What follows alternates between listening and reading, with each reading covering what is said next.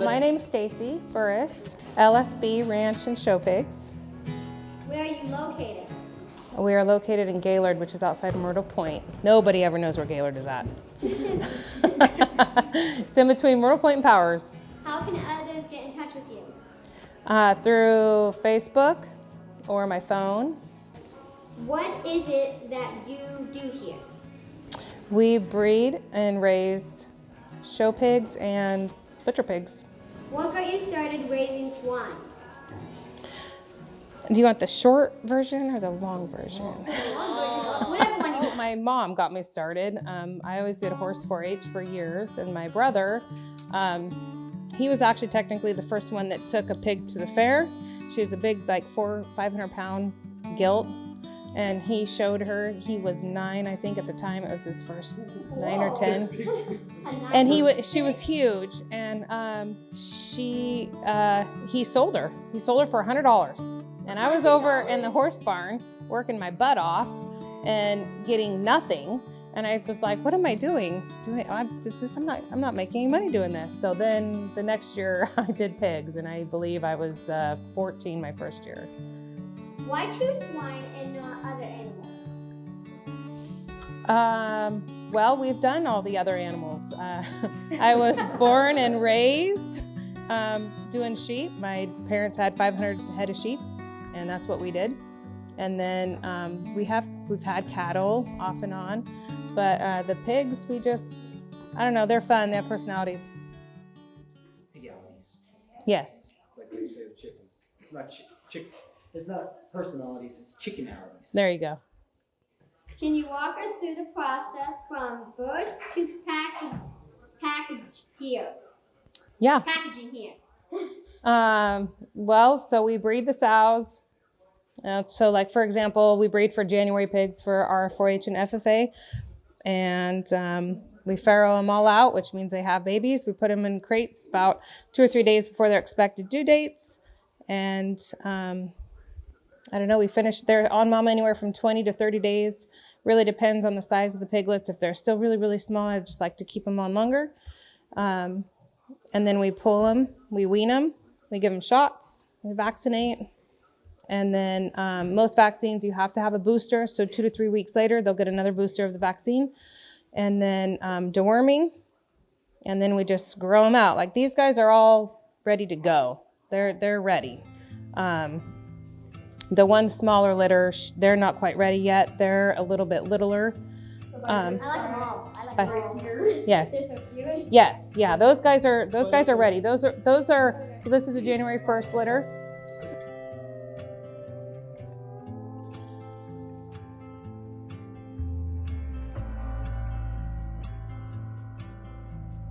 And these guys are out of one of my boars at home.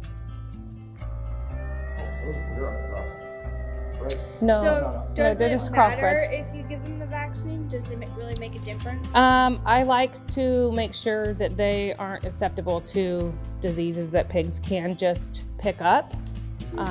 So like one of the big ones is the erysipelas, it's called, which they just get bumps on them. It just makes them sick, and you just give them a couple shots of penicillin and that clears it up. It makes them just really lethargic, and they don't want to move, and they're just really sicky. And on the black pigs, it's really hard to tell. You have to actually feel for them. But like on the pink pigs, you can see the raised bumps. And you just a couple shots, and then they're on the mend. So a vaccine is only in their system for so long. So like most of them are like around 18 weeks after I give the second booster. So like our sows get revaccinated yearly for that. How long before you butcher them? What's the latest or the closest to the butcher date that you could give their last set of vaccination? 21 days, but like these guys here, everything I give them, they're ready to butcher date. They shouldn't have any more vaccines. Like they should be all ready to go. The only thing that they'll need is deworming. So ivermectin is a 21-day withdrawal. Safeguard, there is no withdrawal. But obviously we don't want to deworm them 3 days before the butcher and say they're dewormed, because they're not really doing anything. That dewormer needs time to work through the pig system to get rid of the worms. Ivermectin injection, is really good because it'll cover any outside parasites. So mites, ticks, that sort of thing. Or if you have trouble with like mange. But the Safeguard's easy because it's just oral. You mix it in with their feed and you have to feed it for 3 consecutive days, once a day.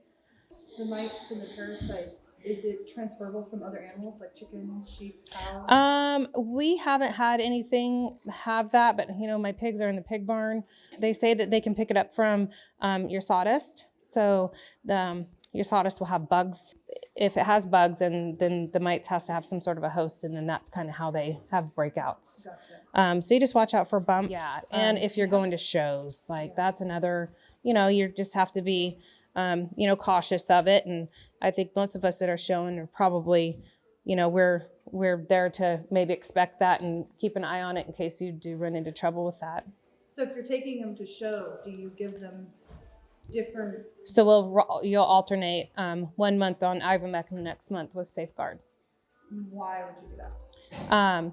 Just because the worms eventually can build immunity to that one that you do all the time. And same with the fair too. So we try to have our kids deworm, you know, at least 21 days before we go to fair. You know, the pigs won't go to butcher for another 6-7 days, you know, when they leave on Sunday. So that way they're kind of covered. Like when we go to a show and we come home, we automatic deworm. I would just go ahead and I would think, like, if anything, because those guys are pooping and pigs are number one, what do? They put their nose down and they're sniffing through all that. So, and that's how they're going to pick it up. So we just, I act like every time we come back that they've been open to that.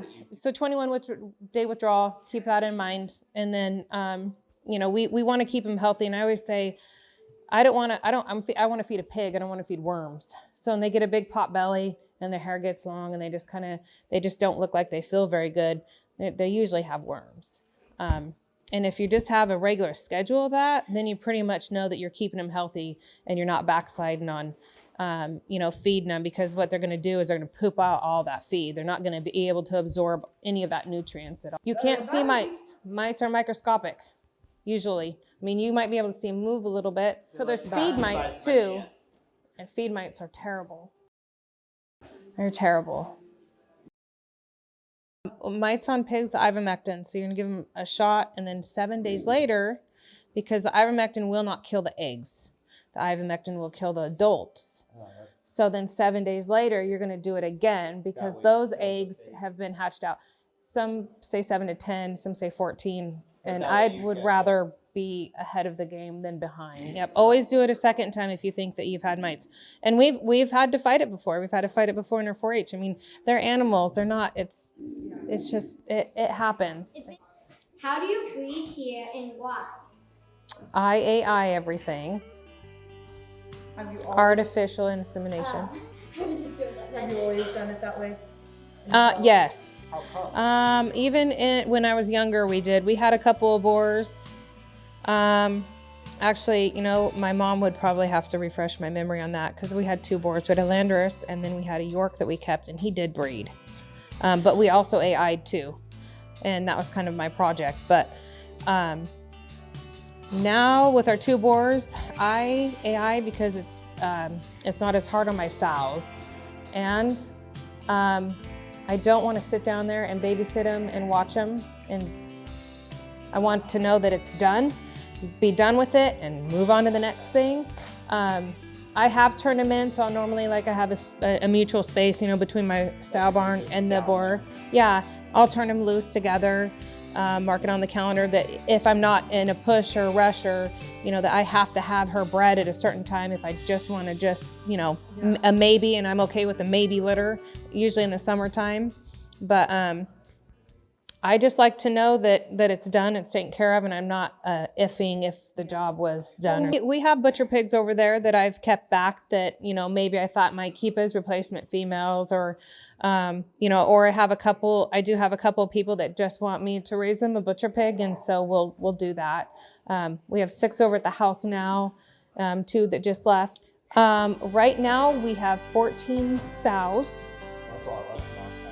Yeah, we sold 6 head, and then I have we have a handful of replacements.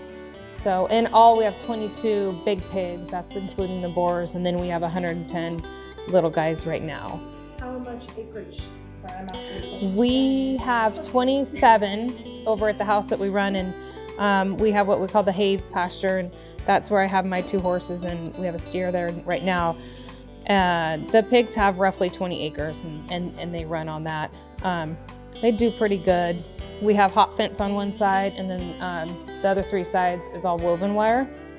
What is it? Woven wire is your square fence that you use for cattle, like cattle fencing, and with a barb on top. Because we run cattle back there too with the pigs, but right now it's all pigs that's back there. Like Do you run them at the same time? Cattle are tough. Okay. They're pretty tough. They, you know, unless you have, you know, most of our cows they're on the hill.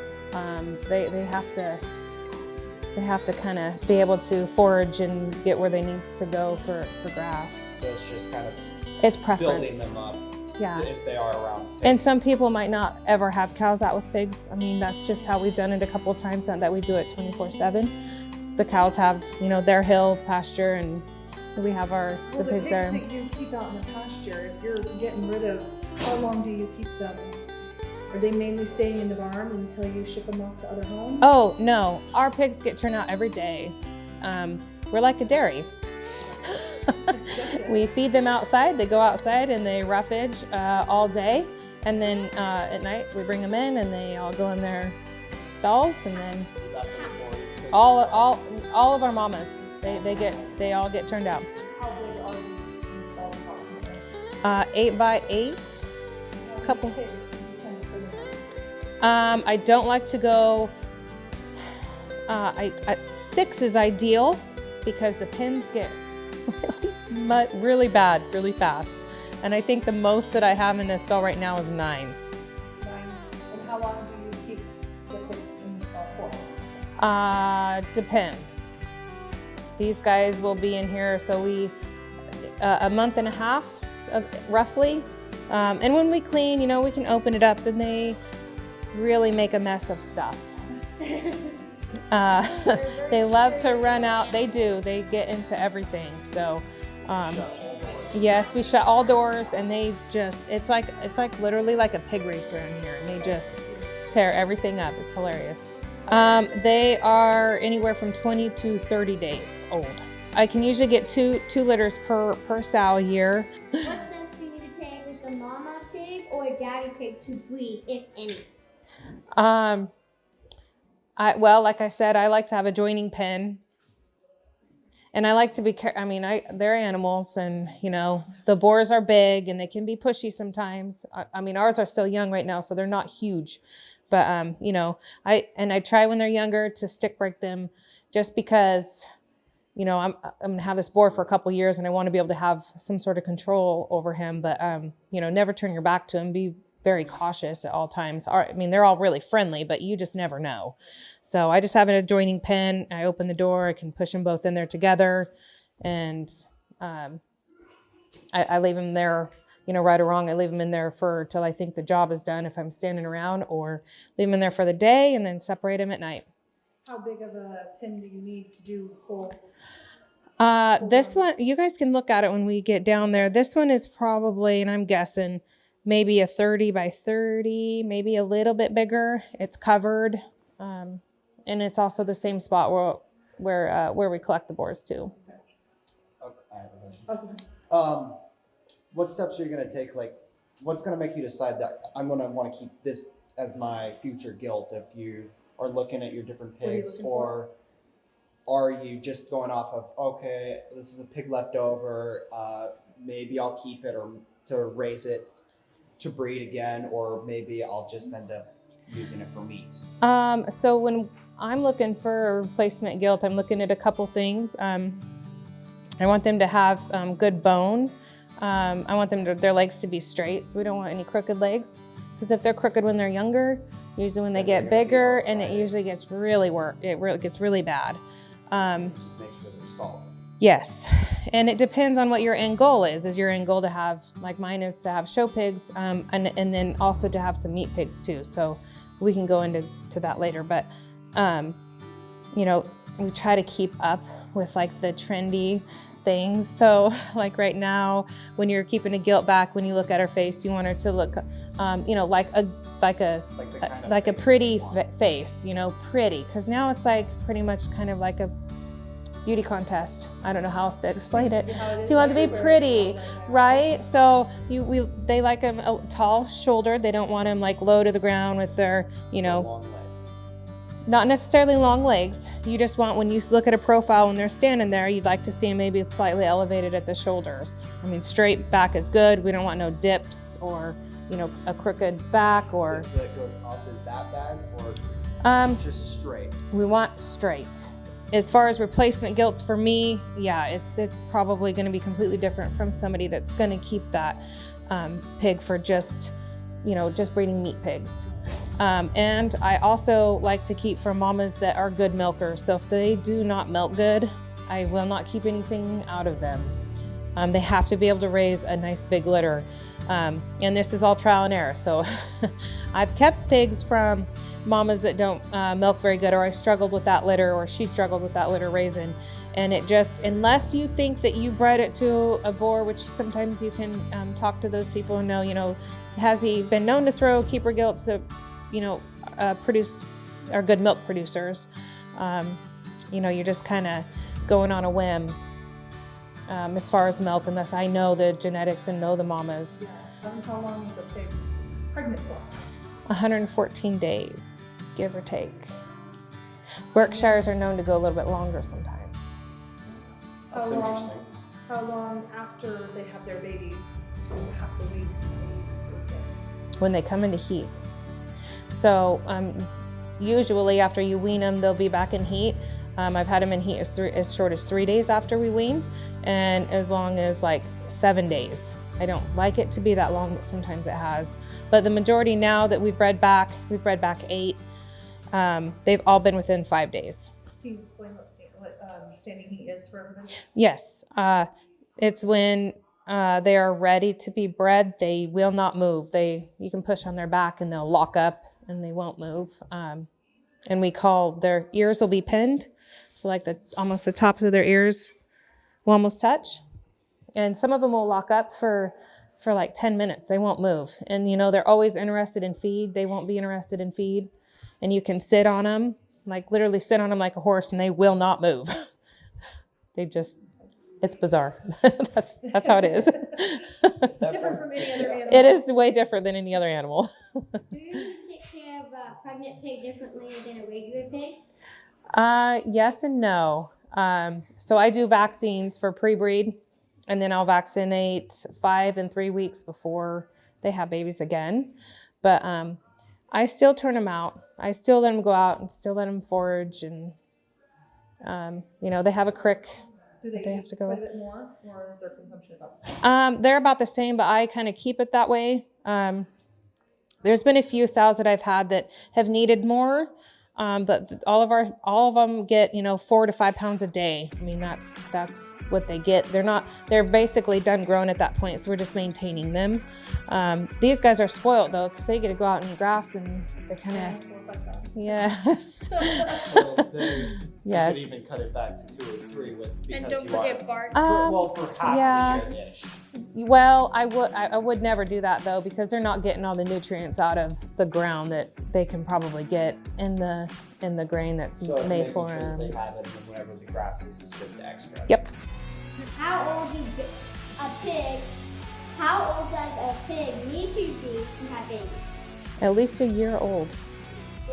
What will happen if you breed it younger Only a than you year know? old? So they start coming into heat at 6 months of age. And, you know, obviously, so then by the time that they have, you know, babies, that's another 114 days. But, right. So sometimes they're only like 110 pounds-ish, 200 when they're standing in heat. And I like them to be bigger. So they don't have to worry. Less farrowing problems. How What's like the worst farrowing we've ever had. Yeah, that too. Our worst one ever was when we couldn't get the babies out, and we had to call a vet out for a C-section. I would say that would be the worst. Yep. Pigs don't do good under anesthesia. Take them up to Oregon State and have them do a C-section up there. You're usually pretty good because it's all sanitized, it's clean. You know, they can control all that. A long trip for some It is a long trip. I've hauled pigs up there though. Yeah. How much land do you need to raise a pig? Well, it depends. It depends if you're going to turn them out in the pasture or if you're just going to keep them in the barn and feed them in the barn. I think if you have just a couple acres, it's probably enough. I mean, it's going to be a muddy mess around our area, but it's completely doable. As long as they have a dry place to get in at night. Yeah. Sows, you just have them all together? Or? Yeah, well, so there's a pecking order, and and every year we have to do this to throw them all back out, and you have to kind of let them figure it out. Yeah. So And it changes each year. almost. There's always the top two, and those are usually the ones that always go back and forth. At least that's Because how of it's being been. Sore and tired. How do you Yeah, tell which one's like the top pig? She chases everybody else off. Nobody messes with her, and when they see her coming, they go the other way. The pecking order, like you have one that's a boss. You're gonna She have is to the show us boss boss Is pig. it over usually a female everybody or is it- else. The only thing I do different, when I take the mamas out of the crates, they are penned by themselves for a couple weeks to build all those muscles back up because they're weak when they come out, you know, because they're just up and down. They stand up and down and they can go backwards and forth, but they're used to be turned out, and so they build all that muscle up, and then they get put in a crate and they lose all that.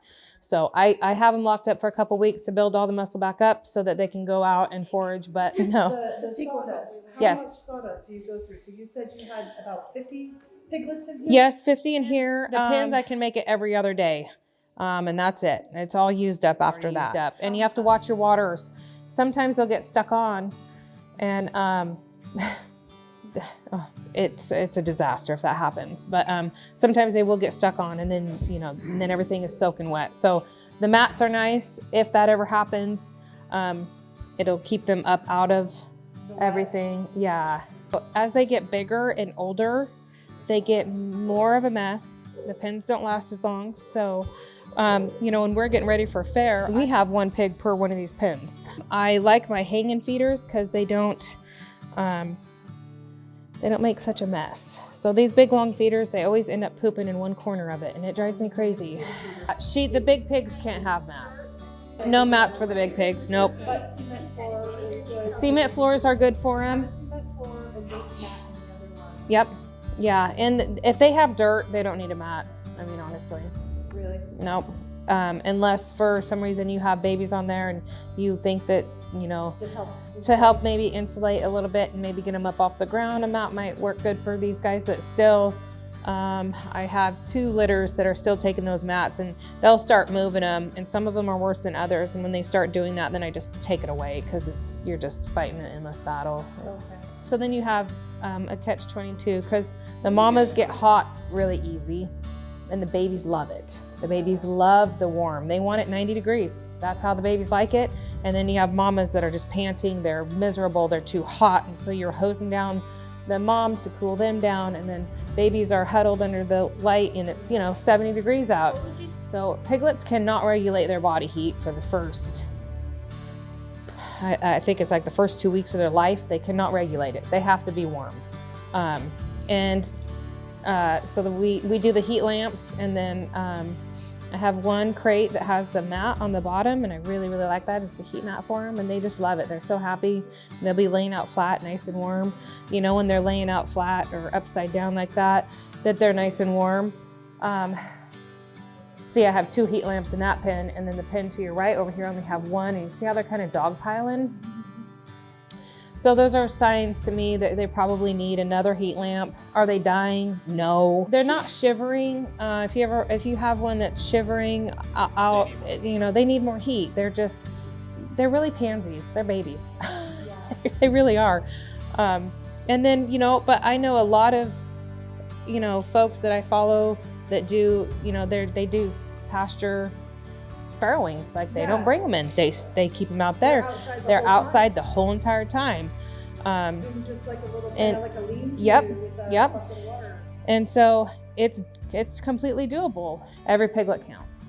We haven't used straw because straw is hard for us. Like our barns are all full of hay. And so to keep the straw, and it's way harder to clean. The sawdust is easier to clean. The straw gets really heavy. We just like the sawdust, just preference. We get the sawdust from Sprouse. They deliver it from Sprouse. Where's Sprouse? It's East Fork Lumber, located there at Norway outside of Myrtle Point. What kind of wood is So this is mostly fir. fir? Yeah, and there might be a little bit of other mixed in there. What ones can they have? 'Cause I know that there's they're not- So it's not like cedar is a big, like, some people say absolutely not. They can have skin, skin reactions to it. I haven't ever had 100% cedar, so I can't really say yes or no. This stuff works good and they deliver it. So I can't Are there any really other go. ones that would not be good to have, or is it just cedar that? Nope, cedar's really the only one. Pine is Buy it by nice the because ton, we buy it by the truckload. truckload.